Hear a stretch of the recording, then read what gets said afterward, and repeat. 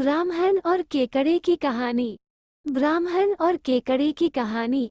किसी समय की बात है, एक गांव में एक ब्राह्मण रहता था। उसकी माँ बहुत बूढ़ी हो गई थी। बूढ़ी माँ अपने पुत्र को बहुत प्यार करती थी और ब्राह्मण पुत्र भी अपनी माँ की हर बात मानता था। एक दिन ब्राह्मण को पूजा पाठ कराने पास के ही दूसरे गांव जाना था। ब्राह्मण ने यह बात अपनी माँ को बतलाई।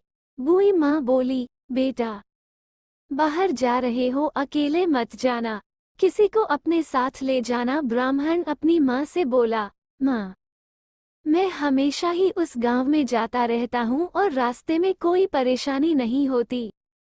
तुम व्यर्थ ही परेशान हो रही हो, घबराओ नहीं, मैं शाम तक लौट कर आ जाऊंगा। ब्राह्मण पुत्र जाना तो अकेला चाहता था, परंतु वो अपनी माँ की बात की अवहेलना भी नहीं करना चाहता था।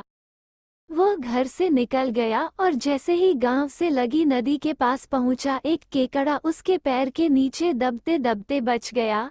ब्राह्मण को लगा, अगर यह केकड़ा रास्ते में यूं ही घूमता रहा तो किसी और के पैर के नीचे आ जाएगा।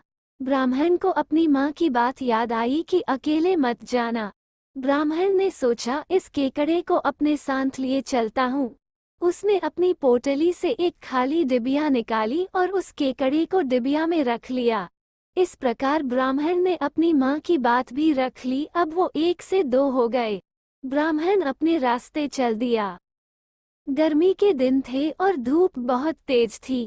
चलते चलते ब्राह्मण थक गया तो आराम करने के लिए एक पुराने बड़े पेड़ के नीचे लेट गया। उसे कब नींद लग गई पता ही नहीं चला। उसी पेड़ के कोटा में एक काला सांप रहता था। ब्राह्मण की पोटरी में पूजा पाठ की सामग्री थी, जिससे सुगंधित पूजन सामग्री की खुशबू आ रही थी। काला सर्प अपने कोटा से निकलकर पोटली में घुस गया और उसमें रखी सामग्री में खाने की सामग्री ढूंढने लगा, जिससे पोटली में रखा सामान गिर गया और केकड़े की डिबिया भी खुल गई। सांप जैसे ही केकड़े को खाने के लिए आगे बढ़ा, केकड़े ने अपने नुकीले डंक सांप की गर्दन में फंसा कर गड़ा दिए। केकड़े के द्वारा अचानक किए हमले से सांप संभल नहीं पाया और वही मर गया। कुछ देर बाद जब ब्राह्मण की नींद खुली तो उसने अपने आसपास सामान बिखरा पाया और पास में ही उसे मृत सांप दिखलाई दिया, जिसकी गर्दन में डंक के निशान थे और पास में ही केकड़ा घूम रहा था। ब्राह्मण समझ गया कि इस सांप को केकड़े ने मारा है और केकड़े के कारण आज उसकी जान बच गई। तभी उसे अपनी माँ की बात याद आई कि कहीं अकेले मत जाना। ब्राह्मण ने अपनी जान बचाने के लिए केकड़े का धन्यवाद दिया और वापस जाते उसे समय नदी के पास छोड़ दिया।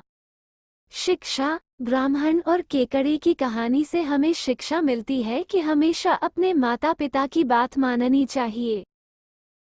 आपको ये कहानी पसंद आई हो तो लाइक, शेयर, सब्सक्राइब और कमेंट जरूर करें। धन्यवाद।